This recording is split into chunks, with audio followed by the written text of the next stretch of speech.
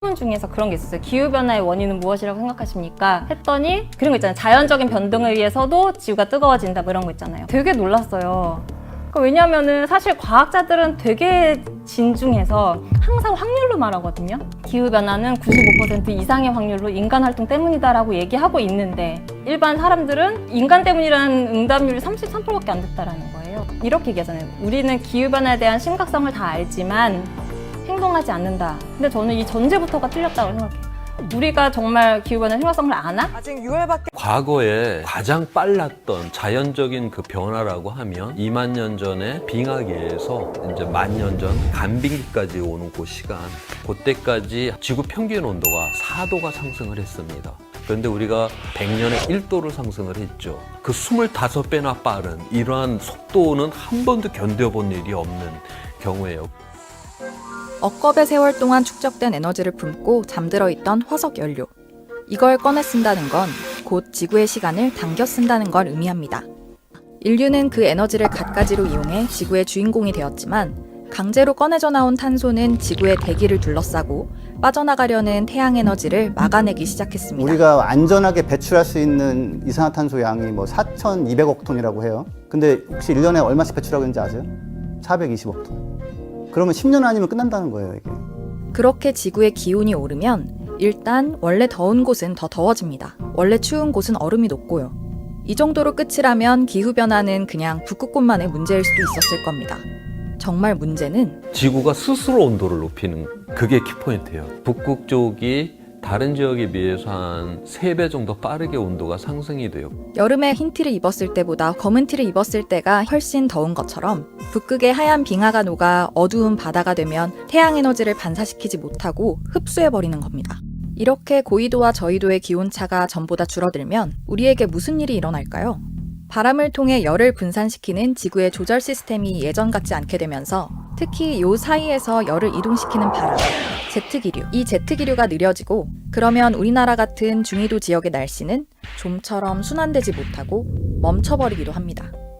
적당히 더워야 할 날씨가 폭염으로 번지고 미세먼지는 못 날아가서 눌러앉고 겨울은 심지어 더 추워지기도 합니다. 제트기류는 북극의 한기를 가둬두는 역할도 하는데 이 제트기류가 느슨해지다 보니 한기가 새어나오는 겁니다. 이렇게 극강의 사계절을 갖게 된 우리나라. 이것이 지구 평균 기온 단 1도가 여러분 안녕하세요. 권블리쌤입니다. 모두 영상 잘 봤나요? 지구의 평균 기온이 단 1도 상승했다는 이유만으로도 우리의 지구는 이렇게 큰 기후 변화를 겪고 있습니다. 오늘부터 2시간 동안 우리는 과거 기후를 분석해서 현재와 비교하는 방법부터 지구의 기후 변화를 유발하는 자연적인 요인과 인간의 활동, 그리고 여러분들도 많이 듣고 접해보았을 문제죠. 지구온난화 현상에 대해 배울 것입니다.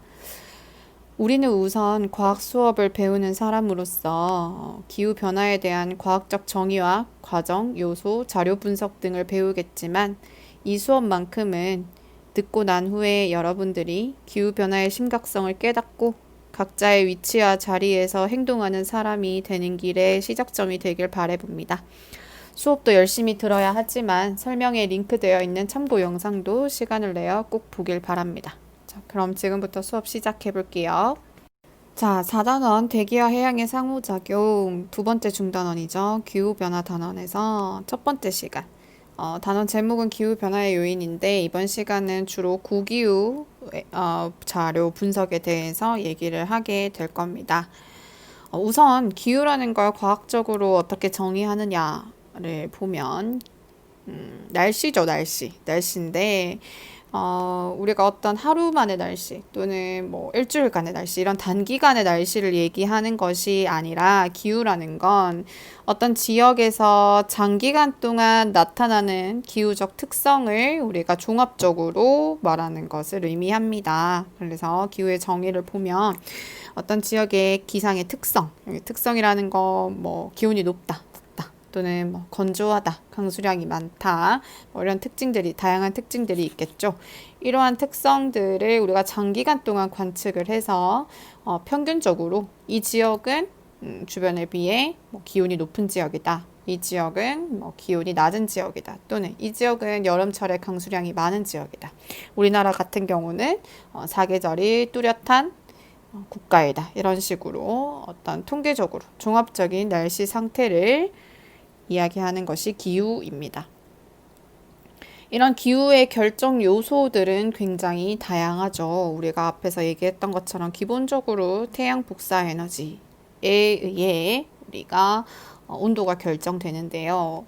사실은 이 태양 복사 에너지를 흡수한 만큼 우리가 지구 복사 에너지를 방출하게 됩니다. 요거는 뒤에 우리가 온실효과에 대해서 얘기할 때 좀 더 자세히 할 건데, 태양 복사 에너지를 흡수하고 태양 복사 에너지를 흡수하면 기온이 올라가겠죠. 그 기온이 올라간 지표는 다시 지구 복사 에너지를 방출하게 되는데, 얼만큼 흡수하고 얼만큼 방출하느냐에 따라 기온이 결정되고요. 수륙 분포라는 건 육지와 바다의 분포, 그리고 어떤 해류가 흘러가는지, 한류가 흘러가는 지역인지 난류가 흘러가는 지역인지, 그다음에 반사율이라는 개념이 있는데요. 햇빛을 얼마나 반사시키냐, 그러니까 입사한 태양 복사 에너지를 얼마나 반사시키는지의 정도를 반사율이라고 하는데, 이 반사율은 그냥 우리가 생각하는 땅, 육지냐 아니면 얼음으로 이루어진 것이냐, 이런 상태에 따라 다 달라지게 됩니다. 이것도 뒤에 가서 조금 더 자세히 설명을 하도록 할 텐데, 이 반사율들이 또 다른 것도 우리가 기후를 조절하는 데 원인이 되겠죠. 그냥 간단하게만 일단 설명을 하면, 얼음이 많은 지역들, 극지역들은 반사율이 높아요. 우리가 스키장을 가면, 스키장 가본 친구들 있겠죠? 스키장을 가거나 어떤 이렇게 설원이를 가게 되면 꼭 선글라스나 고글을 쓰라고 하는 이유가, 눈에서는, 얼음에서는 햇빛이 반사되는 정도가 그냥 눈이 없을 때보다 높기 때문에 이 직사광선이 눈으로 많이 들어올 수 있어서 눈을 보호하기 위해서 쓰라고 하는 거거든요. 이렇게 지표 반사율에 따라서도 우리가 기후가 결정될 수도 있다. 반사를 많이 하면 그만큼 흡수하는 양이 적어질 테니까. 하여튼 이러한 다양한 요인들이 기후를 결정하게 됩니다. 이런 다양한 요인들을 공통적인 특성, 유형으로 묶어서 우리가 기후변화 요인을 크게 자연적 요인과 인위적인 요인으로 나누는데요. 이 자연적인 요인에는 지구의 외부에서부터 영향을 미치는 지구 외적 요인과 지구 내부에서 일어나는 지구 내적 요인이 있습니다. 이 내용들은 굉장히 중요하고 우리가 시험에도 잘 나오는 내용들인데, 내용이 좀 많아서 따로 한 강의로 떼서 수업을 하도록 하겠습니다. 그래서 우리는 이번 시간에 고기후, 과거의 기후에 대해서 수업을 하도록 할 텐데요. 사실 앞에서 다 했던 내용들이에요. 우리 앞에서 그 연대 측정할 때, 지층의 나이 추론할 때 우리가 그 고기후 연구 방법들, 화석을 이용한 방법, 나이트 이용하는 방법, 빙하코어 이용하는 방법들, 이거 다 자세하게 설명을 했었거든요. 그래서 여기서는 더 설명을 하지는 않겠습니다. 그러니까 화석은 생물체, 그 시대에 살았던 생물체가 굳어서 만들어지는 거잖아요. 화석화 작용을 거치면서. 근데 어떤 생물들이 잘 살 수 있는 기후가 있죠. 건조한 환경에서 잘 자라는 식물이라든지, 아니면 또 강수량이 많은 지역에서 잘 자라는 식물이라든지, 또 육상 생물이 발견되는 곳들은 우리가 또 육지 환경이었다는 걸 알 수 있고, 해양 생물들이 발견되는 곳들은 예전에 과거에 해양이었구나라는 걸 알 수 있고, 이런 어떤 화석화된 그 생물들이 알려주는 지표를 통해서 그 화석이 발견된 곳의 기후를 추론할 수 있다, 이런 의미이고요. 나이테 같은 경우는 나무가 생장을 많이 하는 시기에는 나이테 간의 간격이 넓게 나오고, 생장을 적게 하는 시기에는 그 나이테 간격이 좁게 나오는 걸 통해서 우리가 그 당시의 기후를 또 추론해 볼 수 있죠. 나무가 잘 자라려면 비도 적당히 와야 되고 햇빛도 적당히 받아야 되고 하니까, 반대로 이 성장이 더뎠을 때는 우리가 기온도 낮았고 비도 잘 안 왔다라는 것도 알 수 있고요. 뭐 이런 방법들 다 기억나죠? 그리고 빙하코어, 그 빙하코어 안에 있는 우리가 기포나 뭐 꽃가루나 이런 것들을 분석해서 그 당시의 기후를 추론할 수 있고요. 앞에서 다 했던 내용들이라서 이건 이런 것들이 있다라고만 얘기하고 넘어가도록 하겠습니다. 네, 우리가 이제 새로 보는 이 자료에 대해서 오늘 수업을 좀 해볼 건데요.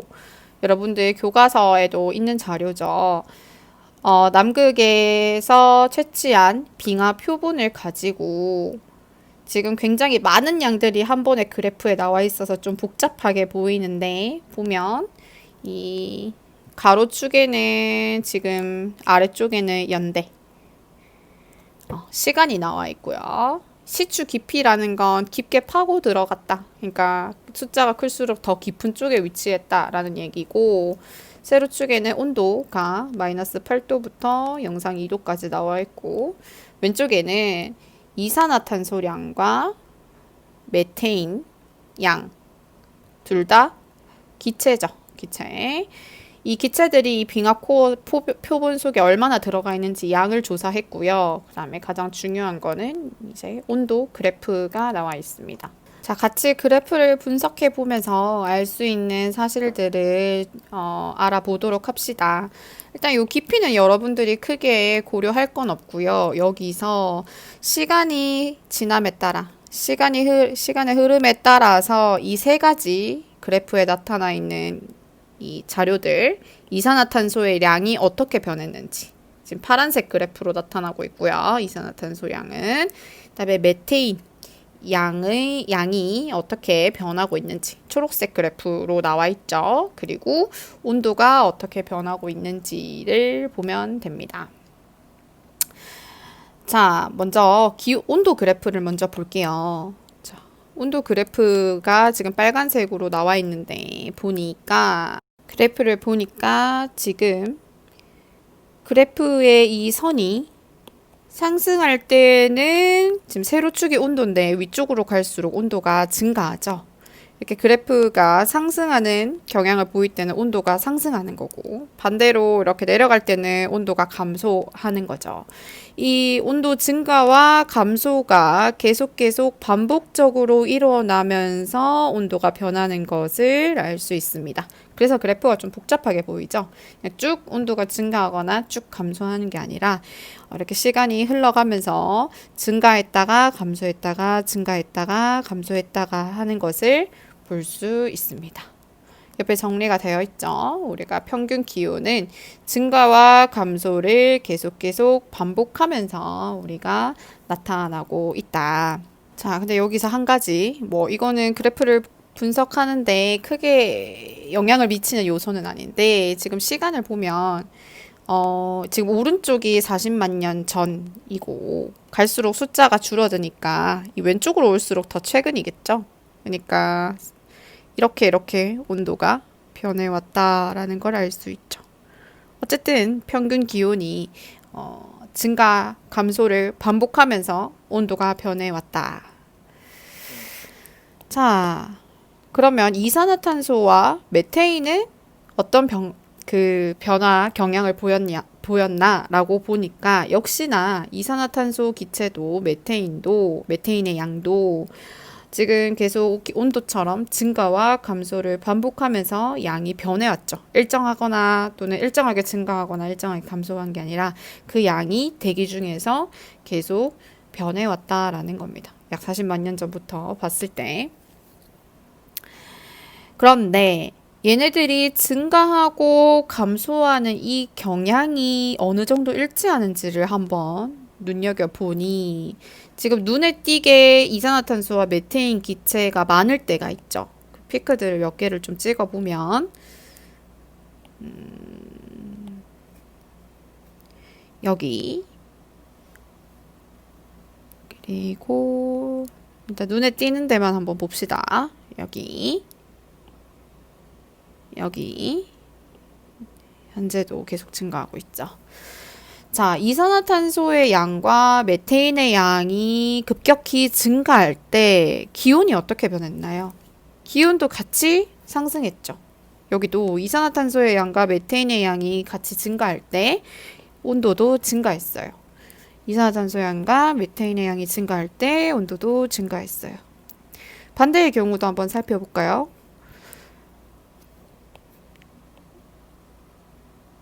여기 뭐 물론 같이 감소하는 구간이 많기는 한데 좀 눈에 띄는 곳 위주로 봅시다. 아이고, 여기 또 여기 바로 옆에 이렇게. 자, 방금 선생님이 표시한 부분들은 평소보다 이산화탄소와 메테인의 양이 작을 때, 평소보다 이산화탄소와 메테인의 양이 대기 중에 작을 때 온도 역시 감소한다라는 걸 알 수 있죠. 자, 뭘 말하고자 하는 걸까요? 왜 이렇게 복잡하게 이 세 가지 양을 하나의 그래프로 나타냈을까? 여기 적혀 있죠. 자, 이산화탄소와 메테인은 우리가 뒤에 가서 한 번 더 설명을 하겠지만 지구온난화 얘네들은 온실기체예요. 온실기체. 수증기, 이산화탄소, 메테인 이런 기체들을 우리가 온실기체라고 하죠. 이 온실기체가 증가와 감소를 반복하는데 이 증가와 감소를 반복하는 경향이 온도의 증가와 감소 경향과 거의 동일하게 나타난다라는 걸 이 자료를 통해서 우리가 알 수 있죠.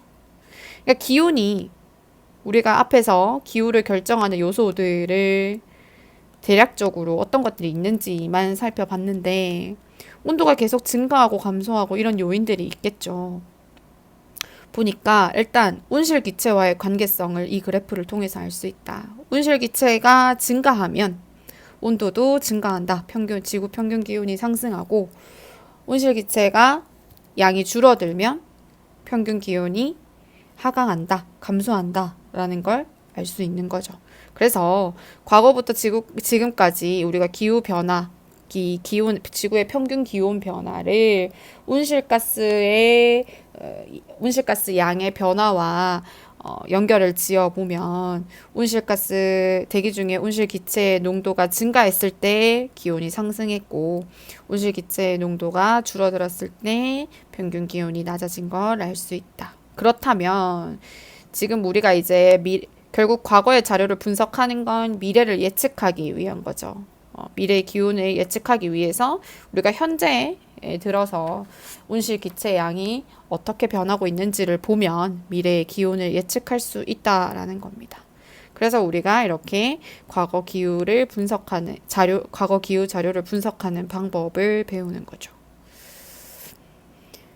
뭐 여러분들이 앞에 영상도 비슷한 내용이었고 잘 알고 있겠지만 계속해서 온실기체가 증가하고 있죠. 가장 큰 원인은 인간이 사용하는 화석 연료 때문에 지구상에 계속 온실기체의 농도가 증가하면서 우리가 과거의 사례들을 보니 굉장히 긴 시간 동안 조사를 해봤을 때 이 온실기체가 증가할 때 온도가 계속 같이 증가해 왔다. 그렇다면 우리가 계속 이렇게 온실기체를 대기 중에 축적해 간다면 앞으로 지구의 기온이 어떻게 될 수밖에 없다. 더 상승할 수밖에 없다라는 걸 생각할 수 있는 거죠. 그러면서 불거지는 문제가 지구의 평균 기온이 상승하는 지구온난화 현상. 사실 이 지구온난화 현상을 이해하기 위해서는 우리가 온실효과에 대해서 먼저 이해를 해야 됩니다. 온실효과와 지구온난화는 달라요. 그러면 지구가 평균 기온을 낮추기 위해서 지구상에서 온실기체가 다 없어지면 되느냐? 그러면 이제 빙하기가 찾아오겠죠. 그래서 그 내용들은 우리가 다음 시간에 온실효과부터 지구온난화까지 한번 얘기를 해보도록 하고요. 오늘은 여기까지 할게요. 고생했습니다.